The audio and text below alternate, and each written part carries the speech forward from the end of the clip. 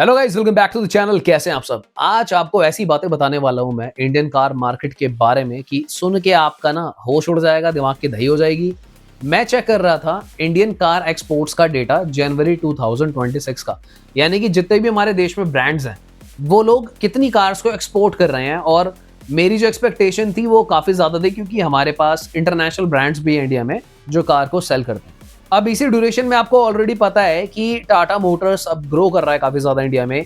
महिंद्रा की ईवीज आ रही हैं एंड कुछ टाइम पहले अफ्रीका जैसी कंट्रीज में भी महिंद्रा की गाड़ियां एक्सपोर्ट होने लग गई थी। उनका क्या हालत चल रही है, क्या सिचुएशन चल रही है। मारुति ब्रेजा का जो फेसलिफ्ट आ रहा है, अब जो चेंजेस मारुति ब्रेजा में कर रही है, किस तरीके से ये लोग प्लान कर रहे हैं कि मैक्सिमम एक्सपोर्ट में भी भाई ब्रेजा ज्यादा से ज्यादा जाए, सब कुछ आप लोगों के साथ आज शेयर करने वाला हूं। तो अगर आप कोई कार खरीदने की प्लानिंग कर रहे हो, वीडियो को पूरा एंड तक देख लेना, सब कुछ समझ में आ जाएगा कि देश में क्या चल रहा है। एंड आपको काफी इजी रहेगा कार बाइंग डिसीजन में। आज खरीदो, एक साल बाद खरीदो, एक महीने बाद खरीदो, you will know a lot of things. तो चलिए फटाफट से वीडियो को स्टार्ट करते हैं। एंड हाँ दोस्तों, डेटा के अकॉर्डिंगली यार 70-80% लोग अभी भी हमारे चैनल को सब्सक्राइब नहीं कर रहे हैं, बस वीडियोस को देख रहे हैं। तो अगर आप रेगुलरली हमारी वीडियोस को देखते हो तो सब्सक्राइब भी कर लो, काफी मजा आएगा। सबसे इंपॉर्टेंट डिटेल्स, डेटा एनालिसिस सबसे पहले आपको हमारे चैनल पे मिलता है। तो चलिए फटाफट से वीडियो को स्टार्ट करते हैं, लेट्स गो। सबसे पहले मैं आपको एक बात बताना चाहूंगा दोस्तों कि महिंद्रा का जो एक्सपोर्ट है, तो जनवरी 2026 में अगर हम इसको कंपेयर करें कि जनवरी 2025 से क्या डिफरेंस आया है, आप खुद सोच के देखो कि महिंद्रा ने जनवरी में कितनी कार बेची होगी। अगर हम मैं 2025 की बात करूं तो 26 में बढ़ना चाहिए या कम होना चाहिए। चलो अगर कम हो भी जाता है बाय एनी चांस, तो कितना ही हो जाना चाहिए, कुछ परसेंट। दोस्तों 57% की सेल डिक्लाइन है एक्सपोर्ट की महिंद्रा की। इसका सिंपली मतलब ये है कि लोग जो है भाई महिंद्रा की कार्स को चलाने के बाद वहां पर डिमांड कम हो गई है। लास्ट ईयर जनवरी में महिंद्रा ने 1647 कार को एक्सपोर्ट करा था बाहर कंट्रीज में, और लास्ट मंथ अगर जनवरी की मैं बात करूं, एक साल के गैप में 699 का नंबर रह गया है। भाई इतना तगड़ा डिक्लाइन, लिटरली। एक काम करता हूं, मैं पूरा का पूरा चार्ट आप लोगों के साथ शेयर करता हूं और समझने की कोशिश करते हैं कि भाई कौन सा ब्रांड क्या कर रहा है और मारुति किस तरीके से ब्रेजा को प्लान कर रहे हैं कि ये एक्सपोर्ट का डेटा और ज्यादा ही ऊपर चला जाए। काफी सारे ब्रांड्स के नंबर है मेरे पास। फोर्स मोटर से स्टार्ट करते हैं, इन्होंने 10 कार को एक्सपोर्ट करा। उसके बाद वैगन जिन्होंने 432 कार्स को एक्सपोर्ट करा, जीप ने 460 करा, महिंद्रा ने 699, जो मैं आपको ऑलरेडी बता ही चुका हूं कि कितना डिक्लाइन है। होंडा ने 748 कार्स को एक्सपोर्ट करा, सिट्रन ने 785 कार्स को एक्सपोर्ट कर दिया। यानी कि देश के अंदर आप ये देखो कि सिट्रन, अगर एक्सपोर्ट की मैं बात करूं, Honda, Mahindra, Jeep, wagon, Force Motor इन सबसे बढ़िया परफॉर्म कर रहा है। रेनो ने 787 कार्स को एक्सपोर्ट कर दिया भाई। उसके बाद आते हैं टाटा मोटर्स, जिन्होंने 844 कार्स को एक्सपोर्ट करा। फिर है किया, जिन्होंने 1901 कार्स को एक्सपोर्ट करा। निसान ने 2945 कार्स को एक्सपोर्ट करा।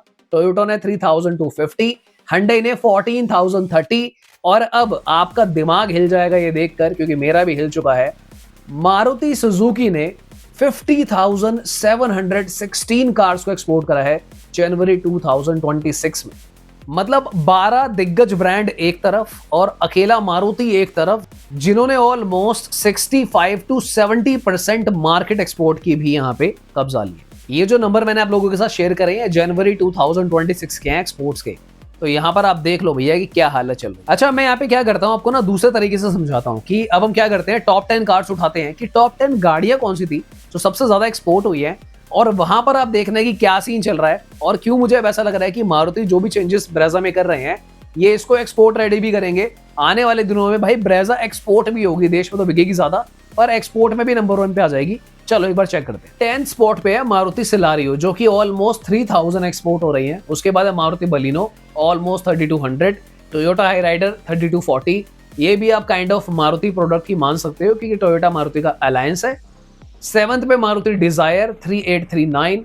6th पे hyundai वर्ना, ये वो गाड़ी है जो देश में काइंड ऑफ फ्लॉप कंसिडर करी जा चुकी है, और आप इसकी डिमांड देखो, ये बाहर जा रही है 4734। hyundai grand i10 Nios 4827। Maruti Swift 5589। Maruti espresso 6687। Maruti Jimny, एक काइंड ऑफ जिसको फ्लॉप एसयूवी कंसिडर कर लिया गया है, हालांकि इंडिया में भी ये बहुत ज्यादा सेल होती है। अगर आप पूरा हिमाचल बेल्ट देखोगे, हिमाचल में आपको ज्यादातर मारुति नजर आएंगी, उत्तराखंड में भी नजर आएंगी, क्योंकि इसको लोगों ने गलती क्या करी है, इसको थार का कंपटीशन मानकर लिया नहीं। अगर मैं लोकल वे में बात करूं बट यस, कहीं ना कहीं मुझे ऐसा भी लगता है कि इसमें थोड़ा सा स्पेस का इशू जरूर है। एज अ फैमिली कार ये उतनी कामयाब मुझे नहीं लगती है, बट ये कार अपने आप में एक वैल्यू जरूर रखती है, इसलिए 7970 सेल हुई है। मारुति फ्रॉन्क्स जो कि 10,938 एक्सपोर्ट हो रही है मंथली। अब यहाँ पर अगर आपने नोटिस करा होगा इनका जो year on year growth pattern है, तो फ्रॉन्क्स 37% से ग्रो हुई है, जिमनी 307% से ग्रो हुई है, ये हाईएस्ट है इस लिस्ट में। मारुति एस्प्रेसो 175% ग्रो हुई है एक्सपोर्ट, 40% स्विफ्ट ग्रो हुई है, i10 70% ग्रो हुआ है, hyundai वर्ना 6.74 कम है पर प्लस साइड पे। मारुति डिजायर 17,350% ग्रो हुई है। इसका रीजन मेरे को ये लग रहा है क्योंकि पहले शायद एक्सपोर्ट हो नहीं रही थी ज्यादा, और मारुति के बाद में डिजायर में चेंजेस भी हुए हैं, तो इसलिए ये ग्राफ यहाँ पे ज्यादा नजर आ रहा है। तो प्रैक्टिकली मैंने इसलिए जिमनी को ज्यादा बताया है, इसका मारुति डिजायर का जो आंकड़ा है वो थोड़ा हमें एक आध महीने बाद पता चलेगा एक्चुअली। टोयोटा हाई राइडर की बात भी अगर हम करें तो 2% से ग्रो हुई है। बलिनो जो है 34% डिक्लाइन है सेल उसकी। आई गेस वो कॉमन सेंस वाली बात है क्योंकि फ्रॉन्क्स की बढ़ गई, तो आपको पता ही है, तो पूरी गैंग है फिर 4 कारों की। एंड उसके बाद मारुति सेलारियो जिसने 1688% की ग्रोथ दिखाई है, एंड वो भी सेम ही रीजंस है जो मैं यहाँ पे रखना चाहूंगा।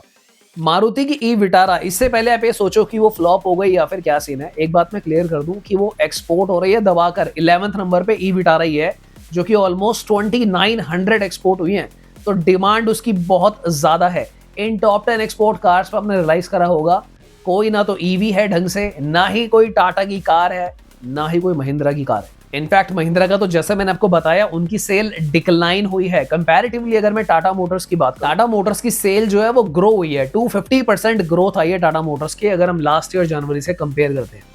मारुति ब्रेजा को जिस तरीके से मारुति अब ट्यून करेगा या फिर डिफाइन करेगा, उसके एक्सटीरियर इंटीरियर में चेंज करेगा, इनका पूरा फोकस रहेगा कि वो भी इस लिस्ट में शामिल हो जाए। And I believe as soon as उसके अंदर अगर जो भी टर्बो आता है, चाहे 1 लीटर टर्बो आए, 1.2 लीटर टर्बो आए, उसके एक्सपोर्ट्स भी बढ़ जाएंगे। साथ ही में इसका क्रैश टेस्ट जरूर करवा देना। करंट वाली मारुति जो है उसका कोई क्रैश टेस्ट नहीं हुआ था, इससे पहले जो आती थी प्रीवियस जेन, उसका एक बार क्रैश टेस्ट हुआ था जहां पर वो 4 स्टार लेकर आई थी, तो ब्रेजा को भी 4 स्टार कंसिडर करा जाता है। पर बाद में इसका शीट मेटल भी बढ़ाया गया और इसका प्लेटफॉर्म भी है वो भी काफी अच्छा है। एंड अगर इसके मैं प्लेटफॉर्म की बात करूं तो वो भी हार्टेक प्लेटफॉर्म पे है, तो उस हिसाब से अगर हम देखते हैं तो अगला जो नया क्रैश टेस्ट होता है, अगर ये गाड़ी इतनी स्ट्रांग हो गई है, एज स्टैंडर्ड 6 एयरबैग्स आ चुके हैं, तो 5 स्टार्स इसको लेकर आ जाना चाहिए। इनफैक्ट मुझे तो ऐसा लगता है कि 5 नहीं लाएगी तो 4 तो लाएगी। आप सच बताकर चलो लोगों को कोई इशू नहीं है। देखो Hyundai Creta जो है ना वो 3 स्टार कार है एक, उसके बाद भी तो लोग लेते हैं ना, लोगों को पता है वो 3 स्टार कार है, पर लोगों के लिए वो एक स्टाइल स्टेटमेंट है, लोगों को उस गाड़ी से प्यार है। लोग कह रहे हैं भाई कोई बात नहीं 3 स्टार है तो बिक रही है ना भाई, बेस्ट सेलिंग कार है तो सही। तो मुझे लगता है कि इंडिया में ना इस तरीके से चीजें नहीं होती हैं। कार सेल होने का ना एक पैटर्न होता है, एक काइंड ऑफ वाइब होती है। जैसे टाटा की गाड़ियों का सिंपल फंडा है, लोगों को पता है भैया कि सड़कों पे अगर हमें सेफ जाना है तो टाटा की गाड़ी को घर लाना है। ये एक साइकोलॉजी चल रही है, एक काइंड ऑफ ट्रेंड चल रहा है। Safety is the main priority. Maruti के केस में क्या है, मारुति के केस में है इंजन रिलायबिलिटी, बढ़िया mileage, better resale value, better customer service, एक बड़ा सर्विस नेटवर्क। तो हर ब्रांड का, हर कार का अपना एक लॉजिक चल रहा है, उसके हिसाब से चीजें जो है सेट बैठ। मारुति ब्रेजा की सेल जो है कुछ टाइम पहले डिक्लाइन जरूर हुई है क्योंकि GST2 की वजह से लोगों ने नेक्सॉन को चूज किया, क्योंकि नेक्सॉन में आपको भैया बढ़िया डिस्काउंट भी टाटा मोटर्स दे रहे थे। नेक्सॉन में आपको टर्बो इंजन भी मिल रहा था, CNG में बूट स्पेस भी मिल रहा था, टर्बो CNG थी तो पावर भी ज्यादा मिल रही थी, तो चारों खाने चित हो रही थी। अब ब्रेजा थोड़ी सी गरीब गाड़ी है। गरीब गाड़ी क्यों है, क्योंकि उसके अंदर देखो ना तो EV है ना तो डीजल है, ठीक है, CNG भी आ रहा है तो बूट स्पेस नहीं आ रहा है।